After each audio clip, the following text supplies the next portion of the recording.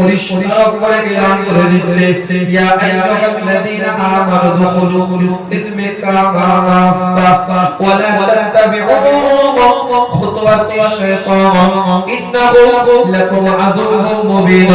আমি আল্লাহ ইসলাম ধর্মটাকে যেমন পরিপূর্ণ করে দিলাম, আমি আল্লাহ তোমাদেরকে এলান করে দিচ্ছি, ইয়া আইয়ুহাল্লাযীনা আমানু দুখুলু, এই ঈমানদাররা পরিপূর্ণতার সাথে তোমরা ইসলামের মধ্যে দাখিল হয়ে যাও।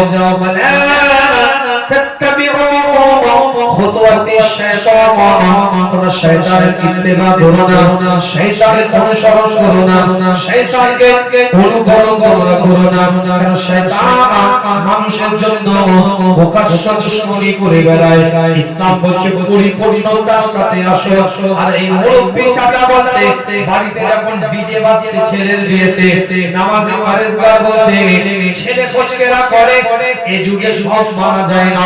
ঘরে যখন পনের টাকা আসছে, চাচা বলছে নামাজে সবই চলে, এই যুগে সব কিছু মানা যায় না।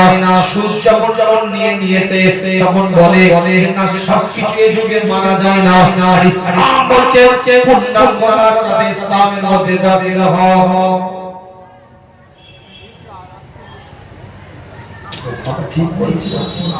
মেয়েটা রাস্তাতে আগে একটা হেঁটে যাচ্ছে, নামাজি পরেজগার বাড়ির মেয়ে, এখন সে মেয়েরা কলেজে পড়ে এইসব মানানো যায় না। ঠিক বলছি, ঠিক বলছি। বাপ জানে আমার ছেলে ওই পাড়ার একটা মেয়ের সাথে ভালোবাসা করেছে, তার সাথে ফোনে কথা বলে, রিলেশনশিপে আছে, জানার পরেও বাপ মায়ের বক্তব্য এখনকার ছেলের সাথে বলে কথা বলে না, কথা ভালো ছিল। 5 বছর ফোনে কথা বলার পরে, মেসেঞ্জারে চ্যাট করার পরে, হোয়াটসঅ্যাপে ভিডিও কলিং করার পরে 5 বছর পরে রিলেশন কেটে গেল। এই 5 বছর যে জেনাটা হলো কার ঘরে পড়লো? আপনি যদি না জানতেন বেঁচে গেলেন, কেন প্রাপ্তবয়স্ক ছেলে তার গুনাহ তার ঘরে পড়বে। যখন আপনার সাথে ওপেন ডিসপ্যারেট হয়ে ছেলে হোক আর মেয়ে হোক একে অপরের সাথে অবৈধ সম্পর্ক রেখেছে, রিলেশনশিপে জড়িয়ে আছে, আপনি জানার পরে কোনোদিনও একদিনও পশ্চিমকালে প্রতিবাদ করেন, মা হয়ে বলেছেন এই যুগের মেয়েদেরকে কন্ট্রোল করা যায় না, বাপ হয়ে বলেছেন এই যুগের ছেলেদেরকে এভাবে মানিয়ে রাখা যায় না, প্রতিবাদ করেন না, বরঞ্চ কথার ভাঁজে তাদেরকে পিছন থেকে সাপোর্ট করার কোনো বক্তব্য হয়েছে। কবরে গেলে তোমাদের থেতো করে ফেলে।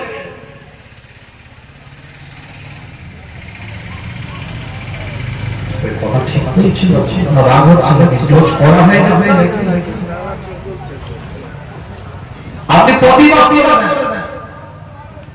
বিরোধিতা করেন, বেঁচে যাবে। আর সে লুকিয়ে যদি করে তার গুনাহ, সে প্রাপ্তবয়স্ক তার ঘরে যাবে।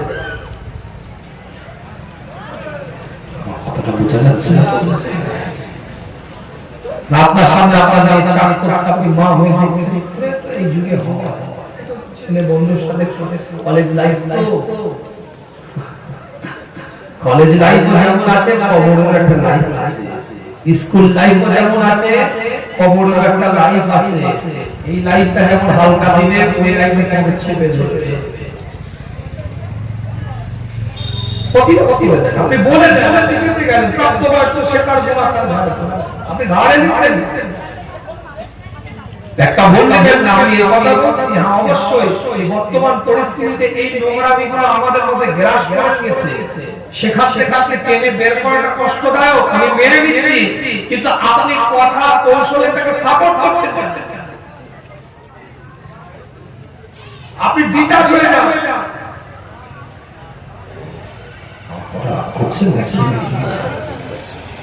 নিজেকে সেপারেট করে নেন, তোর কবরে তুই জবাব দিবি, আমি নেই এতে। যদি কারো সাথে সম্পর্ক হয়ে যায়, বিবাহ করে নেন, শরীয়তের আবদ্ধে আবদ্ধিত হয়ে যাবে, তারপর যদি ভালোবাসা তোমার তৈরি হয়ে যায়। ইনি বলছে ও পায়ে দাঁড়াবে, কি বলছে সে পায়ে দাঁড়াবে, এখন সময় নেই, তার মানে মজা চাকাতে থাকে। কারো প্রতি কারো দুর্বলতা এসে যেতে পারে, নরমাল ব্যাপার। মানুষ তার নফসানিয়াত আছে। একটা ছেলে একটা মেয়ের প্রতি একটা দুর্বল হয়ে গেছে, একটা মেয়ে একটা ছেলের প্রতি দুর্বলতা হয়ে গেছে, এটা নফসানিয়াতের খেয়ালাতের ব্যাপার হয়ে যাবে, এটা স্বাভাবিক। যখন এই ধরনের পজিশন তৈরি হয়ে যাবে, দুটো পরিবারের দায়িত্ব হচ্ছে এই দুই পরিবারের মধ্যে শরীয়তের একটা আবদ্ধিত করে দেওয়া। তুই ভালোবাসিস না, তুই ভালোবাসিস না, ঠিক আছে, শরীয়তের আবদ্ধ বিয়ে করবি। কথা কি বুঝতে পারছে? দেখবেন চট করে বিয়ে করতে চায় না, এগুলো হচ্ছে বদমাশ। চট করে বিয়ে করতে চায় না, ছেলেও করতে চায় না, মেয়েও করতে চায় না। এটা এখন আমার বিয়ের বয়স, মানে এখন বিয়ের বয়স না, তো তুমি কি এখন প্রেম করো না, বিয়ে করে প্রেম করো। আমার কথা বুঝতে পারছেন?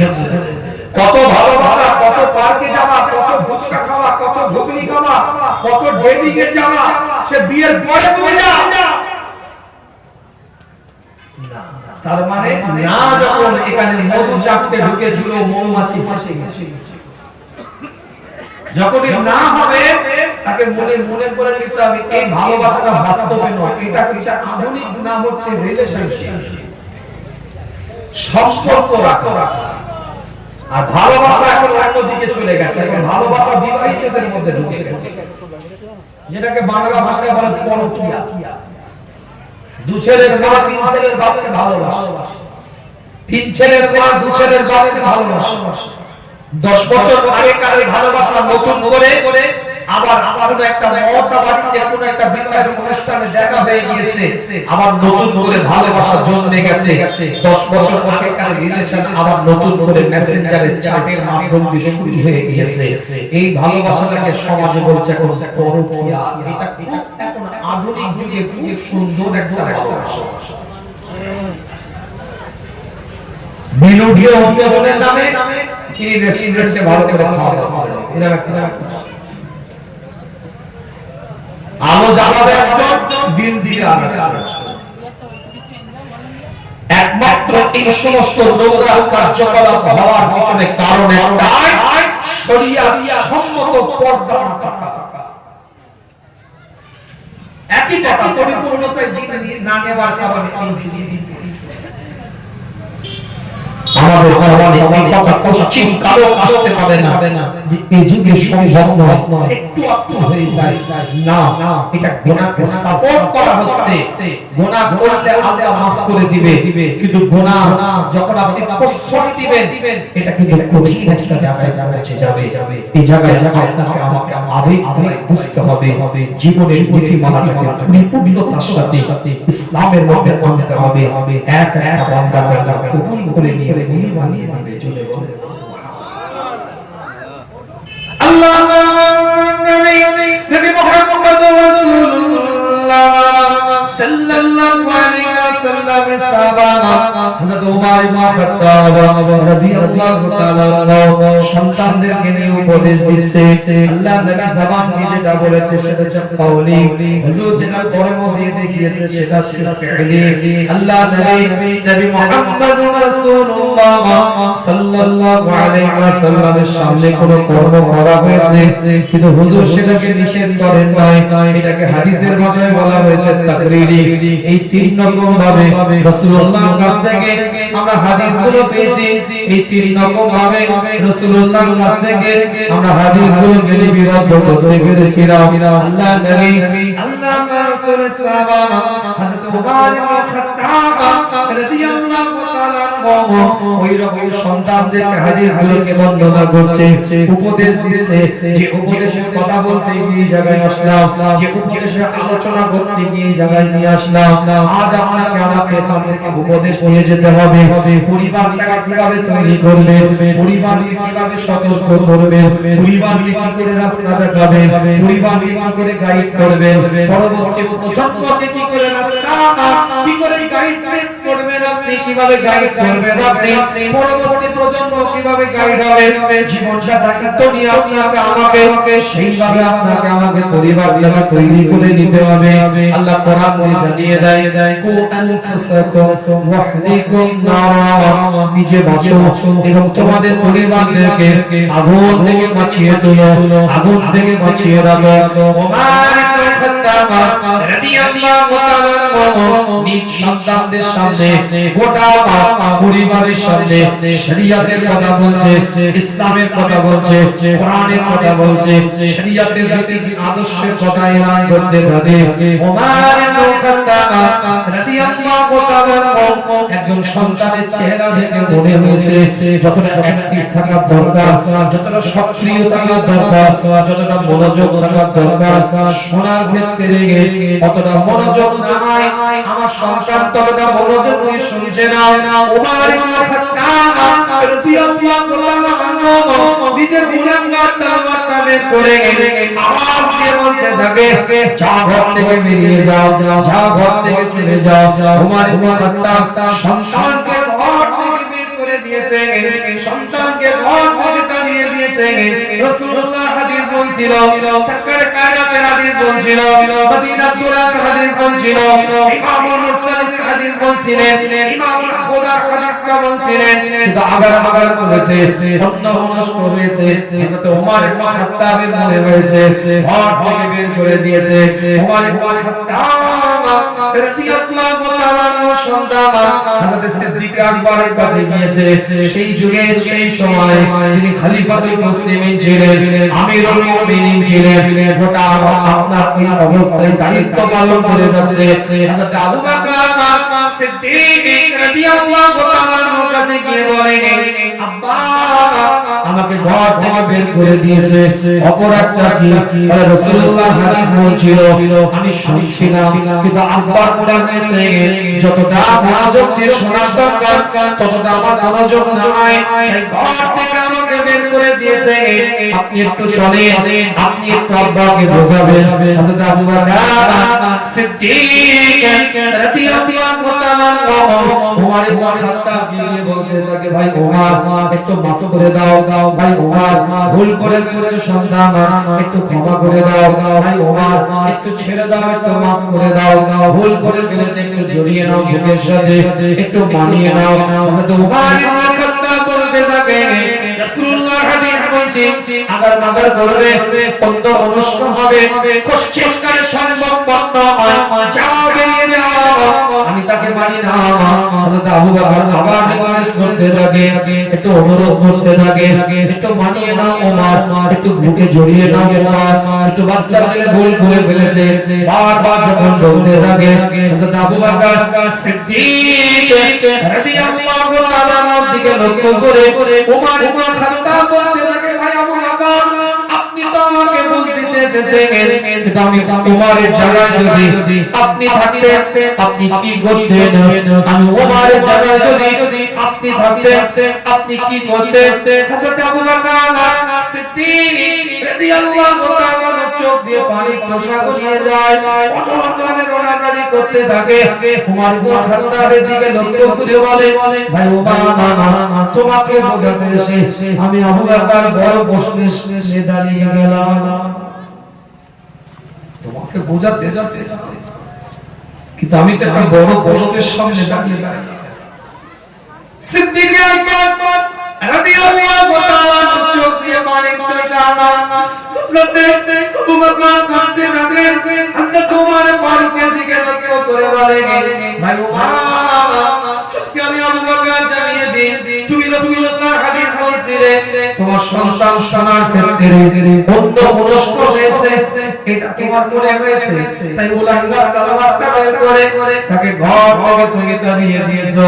কিন্তু আমি আবু বকর জানিয়ে দিলে তোমার জায়গায় যদি আমি থাকতাম আমার সন্তানকে আমি হাদিস বলছি, আর আমার সন্তান যদি অন্ধ মনস্ক অবস্থায় থাকতো, তুমি তো শুধুমাত্র উলাঙ্গার তালওয়ারটা বের করেছো, আমি আবু বকর ওই তলোয়ারটা দিয়ে ধর থেকে দাঁতটাকে আলাদা করে দিতাম। রাসূলুল্লাহর হাদিস বলছি, আর তুই আগার করছিস, তোর বেঁচে থাকার কোনো অধিকার নাই।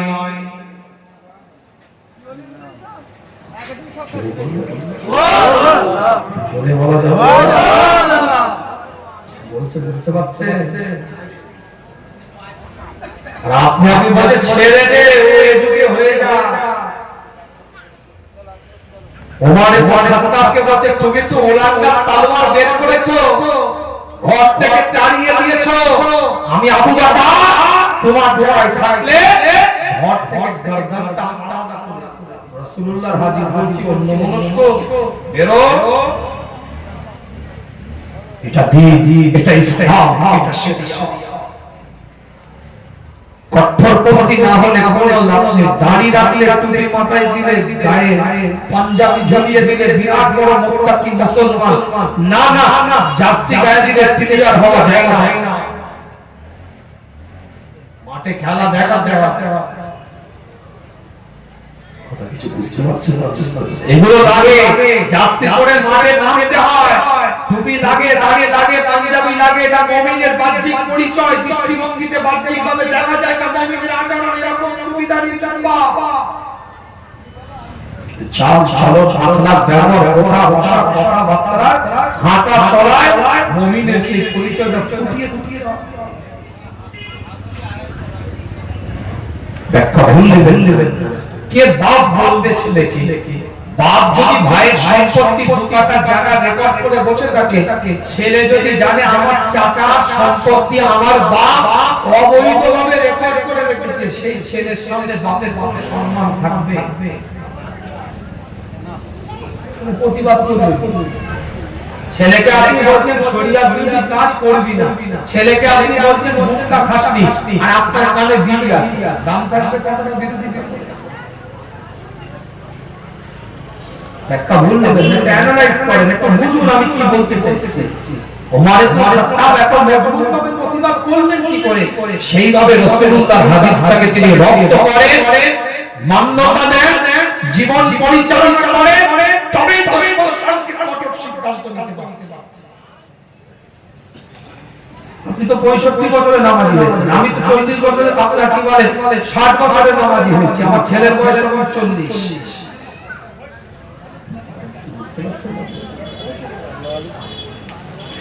বোনের হক এখনো দেখে, ছেলে জানে আমার পুরো হক নষ্ট করেছে আমার বাবা, কিন্তু ওই সম্পত্তি আপনি আপনার ছেলের জন্য রেখে যাচ্ছেন, কিন্তু ছেলের কাছে কোনো সম্মান নেই। আপনি কথা ঠিক বুঝছেন? ঠিক আছে, জিসিবি মেশিন আছড়ে উছড়ে পরবর্তী প্রজন্মের জন্য সম্পদটা আপনি রেখে যাচ্ছেন। ঘরের বাড়িটা সোজা করার জন্য দুহাত প্রতিবেশীর সম্পত্তি আমি জোর করে নিয়ে রেকর্ড করিয়ে দিলাম, পাঁচি সোজা করার জন্য লোকের সম্পত্তি জোর করে নিয়ে নিলাম। ক্ষমতা আছে, পাওয়ার আছে, আধিপত্য আছে, স্ট্যাটাস আছে, লোকবল আছে, জনবল আছে, একটা দাদা থাবা পিছনে আছে, সিনা 56 ইঞ্চি করে ঘুরে বেড়াচ্ছে। ছেলে জানে আমার বাপ প্রতিবেশীর সম্পত্তি নিজের পাঁচিরটাকে সোজা করার জন্য দুহাত ঢুকিয়েছে, কিন্তু ওই ভিডিও দুই ছেলেই পাস করবে। ছেলেটা দেওয়ার পাঁচিরটা ঠিক করে দিলেন, কিন্তু ছেলের কাছে আপনার সম্মানটা চলে গেল। যতই মুখে না স্বীকার করুক, মনের মধ্যে আপনার প্রতি ধারণা যে আমার বাপ একটা চিটিং বাজ। বাস্তব কথা বলছিলেন। সন্তান আপনার প্রতি ধারণা রাখে, আমার সন্তান আমার প্রতি ধারণা রাখে আমার বাপ একটা ফটকাবাজ, কিন্তু আমি আমার সন্তানের জন্য এটা করলাম না। দরকার কি আছে? মোটা ভাত ভাড়া কাপড় হালাল রুজি রেখে যাব, থাকলে খাবি, নালে নিজের পায়ে দাঁড়িয়ে পরিশ্রম করে নিজে খাবে। খেটে বড় হও, চেটে নয়, বাংলায় কথা। কথাগুলো বুঝে যাচ্ছে না? অনেক ডিপ আলোচনা করছি, কি কতটা নিতে পারছে না একদম গভীরে যে আলোচনা চলছে, একদম শেকড় থেকে আলোচনা চলছে। উপদেশের জায়গা করে জীবনের নীতিমালা করে নিজেকে কমপ্লিট জায়গায় জানিয়ে দেন। একটা বান্দাকে আল্লাহ কবুল করে নিয়ে ওলি বানিয়ে চলে বলেন, জোরে বলা যাবে না। চিৎকার দিয়ে বলা যাবে না? নবী মুহাম্মদুর রাসূলুল্লাহ সাল্লাল্লাহু আলাইহি ওয়াসাল্লাম সাহাবায়ে হুজুরদের সাথে আলোচনা করতে থাকে, সাহাবায়ে হুজুরদের সাথে কথাবার্তা বলতে থাকে। আল্লাহর নবী মুহাম্মদুর রাসূলুল্লাহ সাল্লাল্লাহু আলাইহি ওয়াসাল্লামের উপরে আল্লাহ পাক কোরআনের আয়াতটাকে নাযিল করে দেয়। খুবই একটা কমন আয়াত, খুবই একটা প্রসিদ্ধ আয়াত। এই আয়াত শুনে শুনে শ্রোতারা মুখস্থ করে ফেলেছে। সূরার নাম সূরাতুল আয-যারিয়াত, 51 নম্বর সূরা, 56 নম্বর আয়াতের মধ্যে আল্লাহ পাক জানিয়ে দেয়, ওয়া মা খালাকাতুল জিন্না ওয়াল ইনসা ইল্লা লিয়াবুদুন। আমি আল্লাহ এই মানব জাত এবং জিন জাতকে তৈরি করেছি আমার ইবাদতের জন্য, আমার উপাসনার জন্য, আমার বান্দেগীর জন্য, আমার নৈকট্য অর্জন করার জন্য। আমি আল্লাহ আমার ইবাদত করার জন্য, আমি আল্লাহ আমার উপাসনা করার জন্য, আমি আল্লাহ আমার ইবাদতের মধ্যে নিজেকে নিয়োগ রাখার জন্য। আমি আল্লাহ, আমি মাওলানা, আমি পরবর্তীকালে দুনিয়ায় এই মানব জাতটাকে তৈরি করেছি, মানব জাতটাকে সৃষ্টি করেছি। কিন্তু মনে রাখবে সিজদা শুধু ইবাদত নয়, রুকু শুধু ইবাদত নয়, তাসবিহ শুধু ইবাদত নয়, টুপি মাথায় দেওয়া শুধু ইবাদত নয়, দাড়ি রাখাটা শুধু ইবাদত নয়, এগুলো তো অবশ্যই ইবাদত। নামাজ আপনাকে পড়তে হবে, রোজা আপনাকে রাখতে হবে, সাহেবের সাথ যদি আপনি হয়ে থাকেন, ভক্তশালী যদি আপনি ব্যক্তি হয়ে থাকেন, যাকাত হাজ আপনাকে দিতে হবে, যাকাত আপনাকে দিতে হবে, হাজ আপনাকে করতে হবে। শুধুমাত্র এগুলো দ্বারা ইবাদতকে সীমাবদ্ধ করবেন না। আপনার আমার চাল চলনের মধ্যে ইবাদতের জিনিসকে ফুটিয়ে তুলতে হবে। আপনার আমার কথাবার্তার মধ্যে শালীনতা রাখতে হবে, এটাও ইবাদত। আচার ব্যবহারের মধ্যে শালীনতা রাখতে হবে, এটাও ইবাদত। কথার মধ্যে শালীনতা রাখতে হবে, চলার মধ্যে শালীনতা রাখতে হবে, ভদ্রতা রাখতে হবে, নম্রতা রাখতে হবে। সমস্ত পর্যায়ে, সমস্ত সিচুয়েশনে বান্দার প্রতি শালীনতা রাখতে হবে, প্রতিবেশীর হক আদায় করতে হবে, অসহায়ের পাশে দাঁড়াতে হবে, অসহায় ব্যক্তিকে সহযোগিতা করতে হবে। এটাও কিন্তু বড় ইবাদত। ছোটখাটো ইবাদত এগুলো নয়, এগুলো কিন্তু ফরজ একটা দায়িত্ব আছে। জাত থেকে নয়, ধর্ম থেকে নয়, সম্প্রদায় থেকে নয়, রিলিজিয়াস থেকে নয়, যে কোনো ধর্মের মানুষ হোক না কেন, সে যদি বিপদগ্রস্ত হয়ে থাকে, আপনার দায়িত্ব তাকে সহযোগিতা করা। এটা ঈমানি দায়িত্ব, একটা ফরজ ইবাদতের মধ্যে একটা দায়িত্ব আছে। আল্লাহ ইবাদতের কথা বলেছে, ইবাদতটা কি? অসহায়ের পাশে দাঁড়ানো, বিপদগ্রস্ত ব্যক্তিকে সহযোগিতা করা বড় ইবাদত। কেতাবটা খুলে রাখেন, পরিষ্কার করে লেখা আছে, একজন ইহুদি রাস্তা দিয়ে হেঁটে হেঁটে যাচ্ছে, ওই রাস্তার উপর একটা পাথর পড়ে আছে, ওই পাথরটা তুলেছে ইহুদিটা। সঙ্গী যিনি আছেন তার দিকে তাকিয়ে বলে, এটা মুসলমানের যাওয়ার রাস্তা নয়, এই রাস্তাটা দিয়ে মুসলমান যায় না, এটা মুসলমানের যাওয়ার পথ নয়। ইহুদিটার দিকে লক্ষ্য করে ইহুদিটার সঙ্গী বলতে থাকে, এত কনফিডেন্সলি করে আপনি আমার, এত গভীর ভাবে আপনি কি করে বলছেন এই রাস্তাটা দিয়ে কোন মুসলমান যায় না, এত দৃঢ়তার সাথে আপনি বলছেন কি করে? ওই সময় ইহুদিটা চিৎকার দিয়ে বলে, মুসলমানের কাজ হচ্ছে রাস্তা থেকে কষ্টদায়ক বস্তুটাকে সরিয়ে দেওয়া, এটা মুসলমানের কাজ। কোন মুসলমান যদি রাস্তা দিয়ে হেঁটে যেত, এই রাস্তার উপরে কোন পাথর পড়ে থাকতো না। তাই মুসলমানের কাজই হচ্ছে রাস্তা থেকে কষ্টদায়ক বস্তুটা সরিয়ে দেওয়া। এই রাস্তা দিয়ে কোন মুসলমান হাঁটে না, তাহলে এই রাস্তার উপরে পাথরটা পড়ে থাকতো না।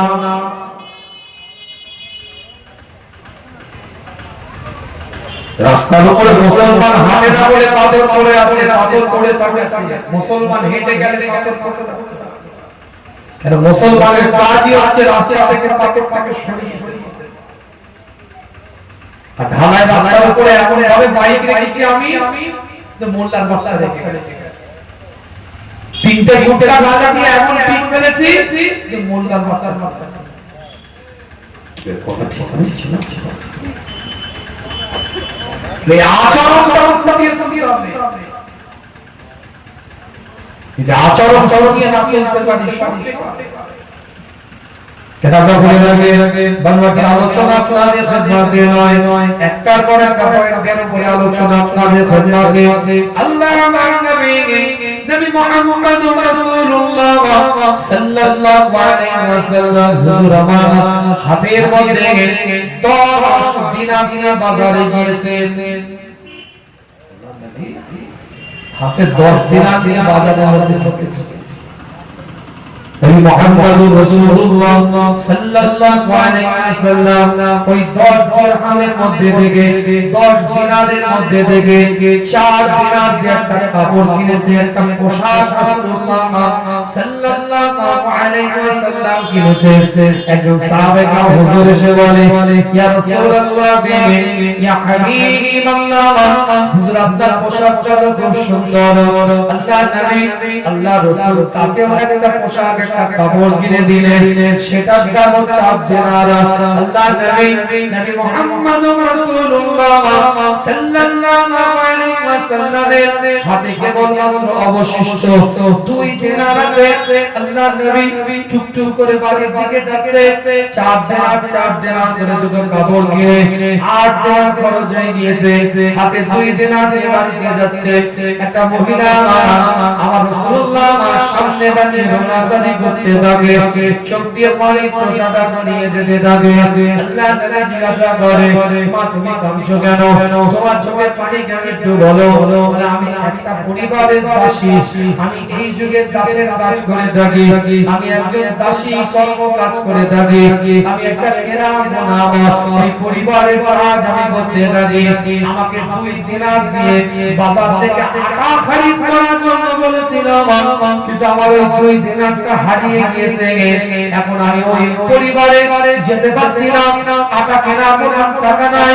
রাসূলুল্লাহ সাল্লাল্লাহু আলাইহি ওয়াসাল্লামের দিকে লক্ষ্য করে ওই ব্যক্তিটা ওই মহিলাটা বলতে থাকে, আল্লাহ নবী হাতে 2 দিনার ছিল, ওই মেয়েটার হাতের মধ্যে তুলে দেয়, যাও বাজার থেকে আটা খরিদ করে তুমি বাড়ির দিকে চলে যাও। ইমানদারের পরিচয়, বান্দার পরিচয়টাকে এত সহজ। 2 দিনার দিয়ে আটা খরিদ করেছে, দাসী মানুষ, লোকের বাড়িতে কেনা গোলাম হিসাবে কাজ করে মহিলা। রাসূলুল্লাহর বারগায় আবার দাঁড়িয়ে আছে আটার থলিটা নিয়ে। আল্লাহর নবী বলেন, আবার তুমি কেন আসলে? তোমার কাছ থেকে তো আটা খরিদ করার অর্থ ছিল না, সেজন্য আমি তোমাকে আটা খরিদ করার জন্য 2 দিনার দিয়েছিলাম। কি ব্যাপার, আবার তুমি ফিরে আসলে কেন? কি হয়েছে তোমার একটু আমাকে বলো। আটা তো তুমি খরিদ করে নিয়েছো, তাড়াতাড়ি এবার বাড়ির দিকে চলে যাও, দেরি করলে তো আরো সময় বাড়তে থাকবে।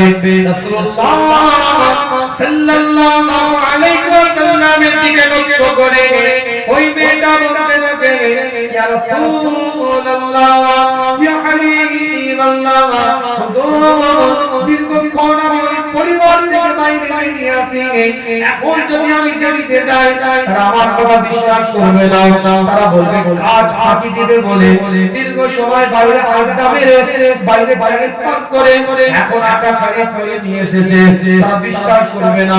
একটু যদি আপনি যেতেন, আমাকে সঙ্গে করে যদি একটু ওই পরিবারে পৌঁছে দিতে পারতেন। রাসূলুল্লাহ সাল্লাল্লাহু আলাইহি ওয়াসাল্লাম ওই মেয়েটাকে সঙ্গে করে নিয়ে বাড়ির দিকে রওনা দিলেন।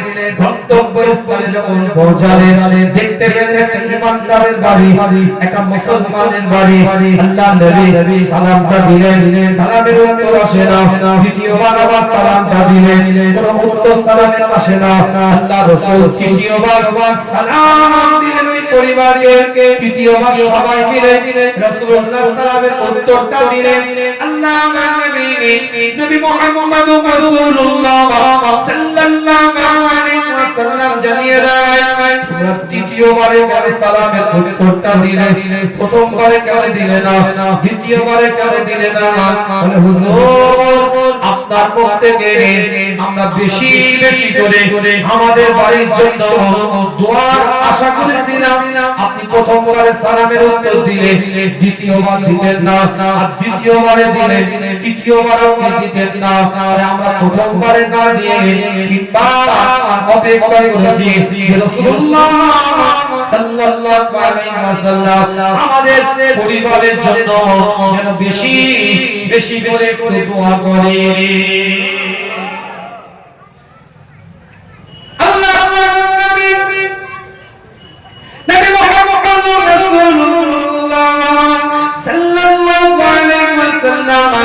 ওই পরিবারের দিকে লক্ষ্য করে বলে, এই মেয়েটা বাজারে গিয়েছিল, তোমরা 2 দিনার তাকে দিয়েছিলে, সেই 2 দিনার দিয়ে আটা খরিদ করার জন্য, কিন্তু এই 2 দিনারটা হারিয়ে ফেলে। এই আটাটা কিনে খরিদ করে আনতে সময় লাগে, আটা কিনে খরিদ করে আনতে সময় লেগে গিয়েছে। তোমরা একে রাগ করবে না, তোমরা একে অত্যাচার করবে না, তোমরা এর উপরে জুলুম করবে না, তোমরা এর উপরে রেগে যাবে না, তোমরা এর উপরে প্রেশার ক্রিয়েট করবে না। আমি রাসূলুল্লাহ তোমাদেরকে নসিহত করলাম।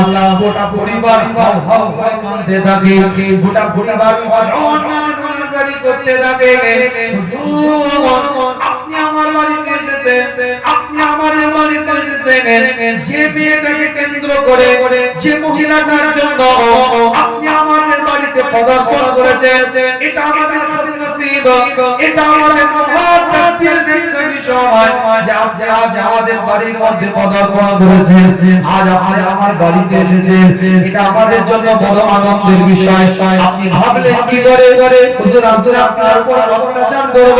ইয়া রাসূলুল্লাহ, ইয়া হাবিবাল্লাহ, ওই মহিলাটা আমাদের কেনা গোলাম, আমরা তাকে বাজার থেকে খরিদ করে নিয়ে এসেছি, দাসী হিসাবে কাজ করবে আমাদের বাড়িতে। কিন্তু নবী মুস্তাফা তাজদার হারাম মদিনাতুল ইমামুল মুরসালিন ইমামুল হুদা ইমামুল কিবলাতাইন হাবিব লবীব তাবিব সাহিবুল জুদ ওয়াল কারামের দিকে তাকিয়ে বলে, হুজুর আপনি যে মেয়েটা সুপারিশ নিয়ে এসেছেন, আজ থেকে ওই মেয়েটা আমাদের বাড়ি দাসী হিসাবে থাকবে না, আমাদের বাড়ি রানী হিসাবে থাকবে।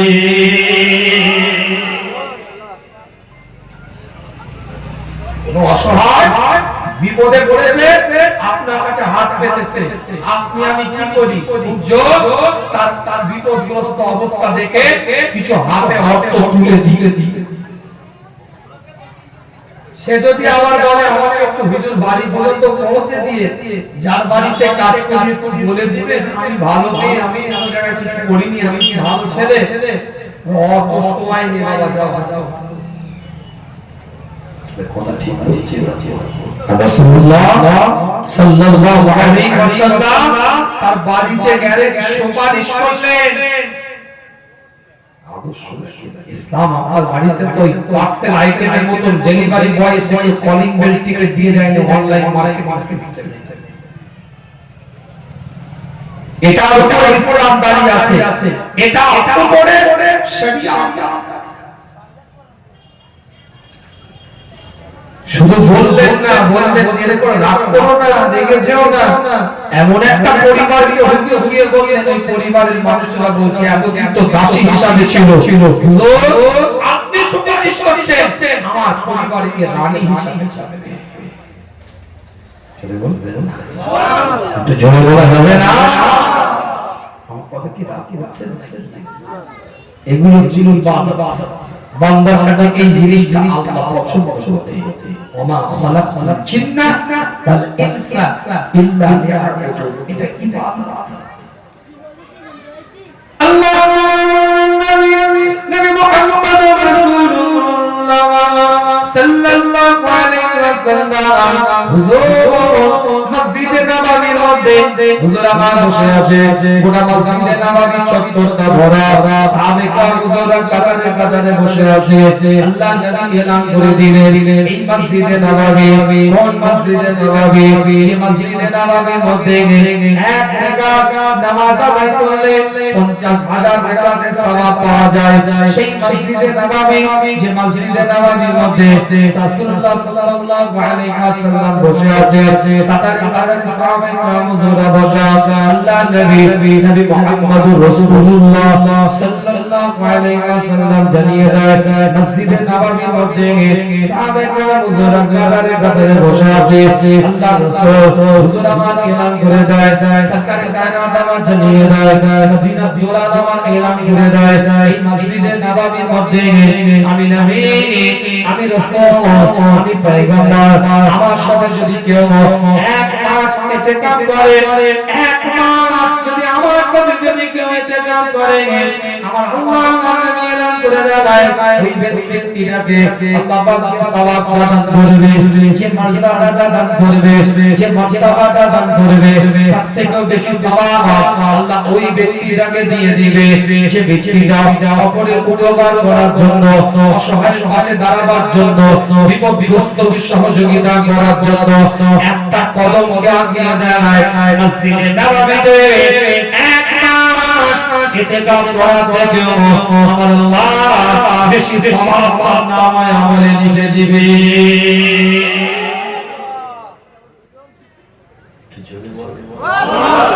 আরেকটু জোরে বললে মোটামুটি তো তাও খুচরো পয়সা কিছু জড়ো হয়েছে একটু বলা যাবে না সুবহানাল্লাহ আল্লাহ পাক মসজিদে নববীর মধ্যে কাতারে কাতারে সাহাবে کرام হুজুররা বসা এরই নাম হচ্ছে ইবাদত এরই নাম হচ্ছে বান্দেগি অবশ্যই সিজদা আপনি করবেন অবশ্যই রুকু আপনি করবেন অবশ্যই তাসবিহ আপনি করবেন অবশ্যই 5 ওয়াক্ত নামাজ আপনি জামাতে পড়বেন এক ওয়াক্ত নামাজ ইচ্ছা করে কাজা করলে 80 হুব্বা জাহান্নামের আগুনে থাকতে হবে এক হুব্বা সমান 2,88,000 বছর অবশ্যই আপনি মসজিদে গিয়ে বা জামাত নামাজ আদায় করবেন বাড়িতে নামাজ পড়ার থেকে মসজিদে গিয়ে বা জামাত নামাজ আদায় করলে 27 গুণ বেশি সওয়াব পাওয়া যায় অবশ্যই আপনি রোজা রাখবেন কুতিবা আলাইকুমুস সিয়াম কামা কুতিবা আলাল লাযিনা মিন ক্বাবলিকুম লাআল্লাকুম তাত্তাকুন একটা মাস রোজা রাখা আল্লাহ বাধ্যতামূলক করে দিয়েছে আবশ্যক করে দিয়েছে অবশ্যই আপনি সাইয়ে নিসাব হলে যাকাত দিবেন হজ আপনি করবেন আপনি দান খায়রাত সাদকা করবেন অবশ্যই ইবাদত আপনার মধ্যে থাকবে কেননা কোরআন আপনাকে এলান করছে ওয়া মা খালাকতুল জিন্না ওয়াল ইনসা ইল্লা লিয়াবুদুন মানব জাতকে জিন জাতকে আল্লাহ ইবাদত করার জন্য আল্লাহ পৃথিবীতে পাঠিয়েছে কিন্তু মনে রাখবেন ওই ইবাদতগুলো কবুল হচ্ছে আপনি বুঝবেন কি করে ওই বান্দেগিগুলো আপনার কবুল হচ্ছে আপনি বুঝবেন কি করে সিজদা রুকু তাসবিহ আপনি আদায় করে যাচ্ছেন এটা কবুলিয়াতের দরজা বাচ্চা আপনি বুঝবেন কি করে যখনই আপনার নামাজের সাথে মানবিকতাটা বাড়তে থাকে মনসংযোগটা বাড়তে থাকে যখনই ইবাদতের সাথে সাথে আপনার আচার ব্যবহারের মধ্যে একটা পরিবর্তন উপলব্ধি করা যাবে ইবাদতের সাথে সাথে আপনার কথাবার্তার মধ্যে একটা শরীরটা লক্ষ্য করা যাবে মনে রাখবেন ওই ইবাদতটা আল্লাহর দরবারে কবুল হচ্ছে আপনার আমার মধ্যে পরিবর্তন চাল চলন আপনার ব্যবহার গোটা বসা কথাবার্তা সব থেকে পরিবর্তন লক্ষ্য করা যাচ্ছে ইবাদত কবুল হচ্ছে বলে পরিবর্তন পাওয়া যাচ্ছে বুঝতে পারছেন যে টুপিটা মাথায় দিয়ে আছে টুপিটা খুলে দিলাম চেহারাটা একরকম লাগছে আমার কথা বলা টুপিটা মাথায় দিয়ে দিলাম চেহারার নকশা আরেকরকম হয়ে গেল এই টুপির উপরে আরেকটা পাগড়ি লাগিয়ে দিলাম আরেকরকম চেহারার নকশা গায়ে পাঞ্জাবি আছে শরীরে একটা ছোট কোটি আছে এই শাল আমার গায়ে লাগানো আছে এই যে আপনি বাহ্যিকভাবে আমার একটা ফেস কাটিং এর সাথে শরীরের একটা আপনি যে আপনি উপলব্ধি করছেন পাঞ্জাবিওয়ালা কোটিওয়ালা, আপনার চাদরওয়ালা একজন হুজুর বসে আছে, আমার আমি একটা বারমুডা পরে, থ্রি কোয়ার্টার পরে, একটা গেঞ্জি গায়ে দিয়ে যদি বসে থাকতাম, যেমন এই পোশাকের সাথে একরকম আমার শরীর লাগে, আমার ওই পোশাকের সাথে আরেক রকম লাগবে।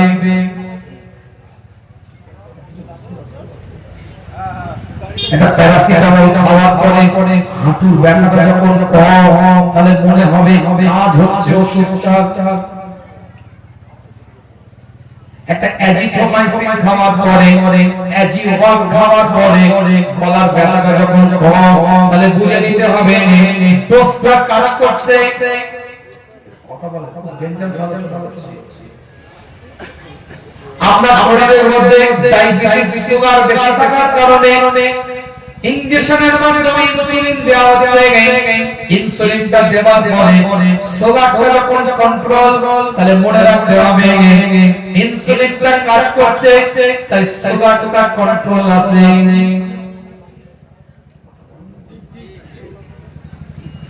এবার বোঝার ব্যাপার আছে, এতগুলো কথা টাইম পাস করার জন্য বলিনি। আপনি যখন সিজদার মধ্যে, আমি যখন রুকুর মধ্যে, উনি যখন তাসবিহের মধ্যে, এত কিছু ইবাদত করার পরে যখন কথার মধ্যে কোনো ব্যালেন্স না নাই, তাহলে মনে রাখতে হবে ওষুধ খেয়েছে, ডোজ কাজ করে নাই।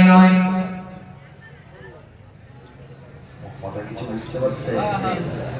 একদল দাড়ি রেখে মাথায় টুপি রেখে রাস্তায় চায়ের দোকানে চাচা যখন টাইম পাস করার জন্য গীবত করতে বসে যায়, বুঝে নিতে হবে ডোজ ঠিকই চলছে কিন্তু কার্যকারী হচ্ছে না।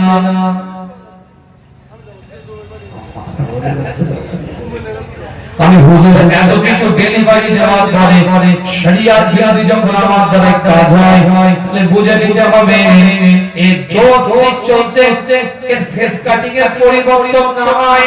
যেমন বাহ্যিক ভাবে একটা পরিবর্তন হবে, বাহ্যিক ভাবে তুমি মাথায় দিলে এক রকম, ক্যাপ মাথায় দিলে এক রকম, খালি মাথায় দিলে এক রকম, পাগড়ি মাথায় দিলে আরেক রকম, গেঞ্জি গায়ে দিলে এক রকম, পাঞ্জাবি গায়ে দিলে আরেক রকম।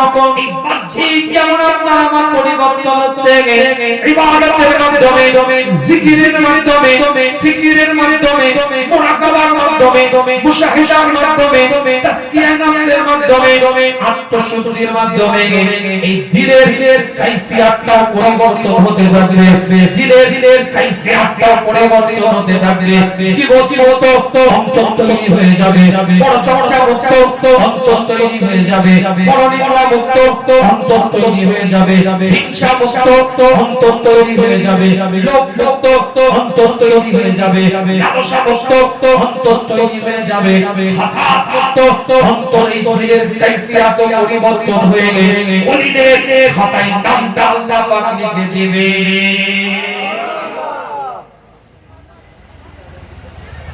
আপনারা কি বুঝতে পারছেন না? আমি একরকম ছিলাম, এখান থেকে ইউটার্ন মেরে আরেক রাস্তায় আসলাম। ভালো করে রাস্তা যখন পরিবর্তন হয়েছে, চাল চলনের পরিবর্তন হবে। দাড়ি যখন কাটতো তখন বিড়ি খেত, দাড়ি যখন রেখেছে এখনো বিড়ি খায়। তারপরে বুঝে নিতে হবে ফর্স হয়ে গেছে। কথাটা বুঝে না? নামাজ যখন পড়তো না তখন গীবত করতো, নামাজ এখন ধরেছে এখনো গীবত করছে। তাহলে কি পরিবর্তন লক্ষ্য করা যাচ্ছে? কাইফিয়াত অনেক দিক আলোচনা। রাসূলুল্লাহ সাল্লাল্লাহু আলাইহি ওয়াসাল্লাম মসজিদে নববী মধ্যে বসে আছে, কাতারে সাহাবা কিরাম, আল্লাহ নবী মুহাম্মদ রাসূলুল্লাহ সাল্লাল্লাহু আলাইহি ওয়াসাল্লাম হুজুর মসজিদে নববীতে সাহাবা কিরাম হুজুরকে জিজ্ঞাসা করে, সাহাবা কিরাম হুজুরকে প্রশ্ন করে, আজ এই মজলিসের মধ্যে তোমরা যারা বসে আছো এদের মধ্যে কি এমন কোন ব্যক্তি আছো আজকে তোমরা রোজার হালাতে আছো, সিয়ামের অবস্থায় আছো, রোজার হালাতে আছো, মসজিদে নববীর মধ্যে আমি রাসূল আমার পিছনে ইক্তেদা করে ফজরের নামাজ আদায় করার পরে এই হালাতে রোজা রোজার হালাতে কেউ আছো আল্লাহ নবী আল্লাহ রাসূলের সাহাবারা কাতারে বসে আছে হযরত আবু বকর সিদ্দিক রাদিয়াল্লাহু তাআলা আস্তে করে হাতটা তুলে বলে ইয়া রাসূলুল্লাহ ইয়া হাবিবাল্লাহ হুজুর আমি আবু বকর আপনার মসজিদে নববীতে ফজরের নামাজ আদায় করে এখানে বসে আছি রোজার হালাতে হুজুর বসে আছি হুজুর আমি সিয়াম আদায় করেছি আমি রোজার হালাতে এখানে বসে আছি হুজুর আমি বলতে চাই না আমি প্রকাশ করতে চাই না কিন্তু হুজুর আপনি বললেন আমি বলতে বাধ্য হয়ে গেলাম হুজুর আমি রোজার হালাতে বসে আছি নবী মুহাম্মদুর রাসূলুল্লাহ সাল্লাল্লাহু আলাইহি ওয়াসাল্লাম গোটা মসজিদে নববীর মধ্যে কাদের সাহাবারা আল্লাহর রাসূল দ্বিতীয়বার মুসলমান জিজ্ঞাসা করতে থাকে এই মজলিসে এমন কোন ব্যক্তি আছো আজ আমার ইক্তেদা করে নামাজ আদায় করেছো হুজুরের নামাজটা জামাতের সাথে আদায় করার পরে এই মসজিদে নববীর মধ্যে বসে আছো আমার সাথে ইক্তেদা করে নামাজ পড়ে এমন কোন কেউ কি ব্যক্তি আছো যে ব্যক্তিরা কোন ইয়াদাতুল মারিজ কোন অসুস্থ ব্যক্তিকে দেখেছো তারপরে এখানে এসেছো এমন কোন কেউ ব্যক্তি আছে আল্লাহর নবী মুহাম্মদুর রাসূলুল্লাহ সাল্লাল্লাহু আলাইহি ওয়াসাল্লামের দরবারে হযরত আবু বকর সিদ্দিক রাদিয়াল্লাহু আনহু হাত তুলে বলতে লাগলেন হুজুর আমি প্রকাশ করতে চাই না কিন্তু আপনি জিজ্ঞাসা করেছেন আমি আবু বকর বলতে বাধ্য হয়ে যাচ্ছি ইয়া রাসূলুল্লাহ ইয়া হাবিবাল্লাহ হুজুর আজ 3 দিন হলো আব্দুর রহমান ইবনে আউফকে আমি দেখতে পাই না হুজুরের জামাতে আমি দেখতে পাই না আমার মনে হলো নিশ্চয়ই তিনি অসুস্থ আছে ইচ্ছাকৃত ফজরের জামাত তিনি কাজা করবেন না ইচ্ছাকৃত ফজরের জামাতে আসা তিনি নিশি আপনার আমার ইচ্ছাকৃত তিনি ফজরের নামাজ না আসা করবেন না নিশ্চয়ই তিনি বিমারের মধ্যে আছে আমি আবু বকর তার বাড়িতে পৌঁছে গেলাম লক্ষ্য করে দেখি তিনি তাহাজ্জুদের নামাজ আদায় করে ফজরের নামাজ আদায় করার জন্য প্রস্তুতি নিয়ে আছে তিনি বিমারে আছে তিনি অসুস্থ অবস্থায় আছে তিনার জ্বর হয়েছে আমি আবু বকর তিনার ঘর থেকে আপনার পিছনে এসে মসজিদে নববীতে ইক্তেদা করে আপনাকে ফজরের নামাজটা হুজুর আমি আদায় করেছি হুজুর আমি আবু বকর একজন অসুস্থ ব্যক্তিকে দেখেছি তারপরে মসজিদে নববীতে এসে কাতারে ফজরের নামাজটা জামাতের সাথে আদায় করেছি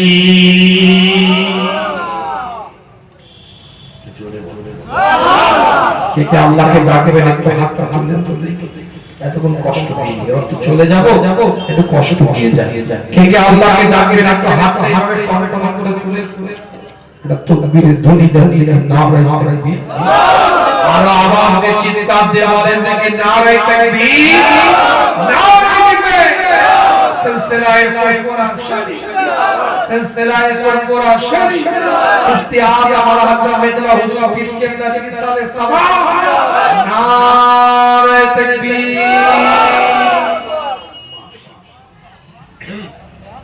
मस्जिद नबवी मध्य कतारे साहबारा नबी मुहम्मद रसूलुल्लाह सल्लल्लाहु अलैहि वसल्लम हुजूर তৃতীয়বার জিজ্ঞাসা করে আজ এই মজলিসের মধ্যে তোমরা যা বসে আছো এই ব্যক্তিগুলোর মধ্যে এমন কোন কেউ কি ব্যক্তি আছো যে ব্যক্তিটা আমি নবী আমি রাসূল আমাকে ইক্তেদা করে ফজরের নামাজটা জামাতের সাথে আদায় করার পূর্বে এমন কোন কেউ ব্যক্তি আছো যে ব্যক্তিটা কোন দারিদ্রকে কোন ক্ষুধার্তকে খাবারটা হাতের মধ্যে তুলে দিয়েছো এমন কোন কেউ কি ব্যক্তি আছো আল্লাহ নবী সাহাবারা কাতারে বসে আছে সিদ্দিক আকবর রাদিয়াল্লাহু তাআলা বসে আছে আল্লাহ নবী আল্লাহ রাসূলের দিকে লক্ষ্য করে হযরত আবু বকর সিদ্দিক বলে হুজুর আমি আবু বকর প্রকাশ করতে চাই না কিন্তু আপনি জিজ্ঞাসা করছেন আমি বলতে বাধ্য হচ্ছি হুজুর আমি যখন তাহাজ্জুদের নামাজটা আদায় করি হুজুর আমার ছোট বাচ্চাটা ঘুম ভেঙে যায় তার মার জন্য খাদ্যটা রেডি করছে খাদ্যটা তৈরি করছে খাবারটা সে বানাচ্ছে আমি তাহাজ্জুদের নামাজ আদায় করে ফজরের নামাজ আদায় করতে যাব বলে আমি ঘরে দরজাটা খুলেছি লক্ষ্য করে দেখি একটা বাচ্চা ছেলে আমার ঘরের পাশে দাঁড়িয়ে আছে আমি তাকে বলতে থাকি এই গভীর রাতে তুমি এখানে কেন বলে আমি খোদাত্ব সারা রাত না খেয়ে আছি বলে এখানে কেন তুমি দাঁড়িয়ে আছো বলে আমার বিশ্বাস আমার আকীদা সর্বপ্রথম যদি মদিনার জমিনে কারো দরজাটা খুলে সেটা অন্ধকার নয় হযরত আবু বকর খুলবে সিদ্দিক আকবর খুলবে আজ তোমার বাড়ির সামনে আমি দাঁড়িয়ে আছি আল্লাহর নবী নবী মুহাম্মদুর রাসূলুল্লাহ সাল্লাল্লাহু আলাইহি ওয়াসাল্লামের দিকে লক্ষ্য করে হযরত আবু বকর সিদ্দিক রাদিয়াল্লাহু তাআলা বলতে থাকে হুজুর আমি আমার বাচ্চা প্লেট থেকে আমি আমার বাচ্চা খাদ্যের জায়গা থেকে একটা রুটিটাকে নিয়ে একটা রুটি নিয়ে ওই এতিম বাচ্চাটার হাতের মধ্যে তুলে দিয়ে ওই এতিম বাচ্চাটার গালের মধ্যে উঠিয়ে দিয়ে হুজুর আপনাকে ইক্তেদা করে ফজরের নামাজটা কাতারে কাতারে মসজিদে নববীতে এসে আদায় করেছি।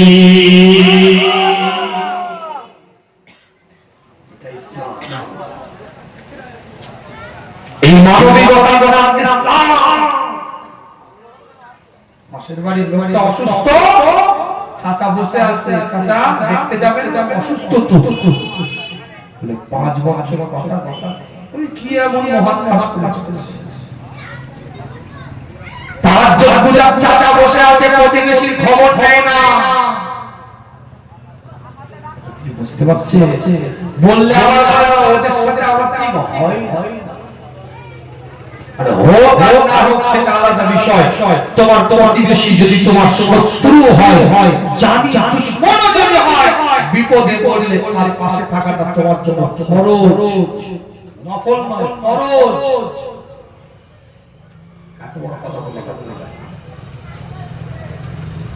কথা কিছু বুঝতে পারছে পাশের বাড়ির লোকটার স্ত্রীটা প্রেগন্যান্ট গর্ভবতী পেটে বাচ্চা আছে আর বাড়িতে কেউ নেই তোমার প্রতিবেশী যে জাতের হোক যে ধর্মের হোক যে সম্প্রদায়ের হোক যে রিলিজিয়াস তুমি খবর পেয়েছো তার বাড়িতে কেউ নাই তুমি রাস্তার অন্ধকারে গিয়ে তার পাশে গিয়ে দাঁড়াও ছোটখাটো ইবাদত 40 বছর তাহাজ্জুদের নামাজ পড়লে যে সওয়াব হবে তার থেকে বেশি সওয়াব আল্লাহ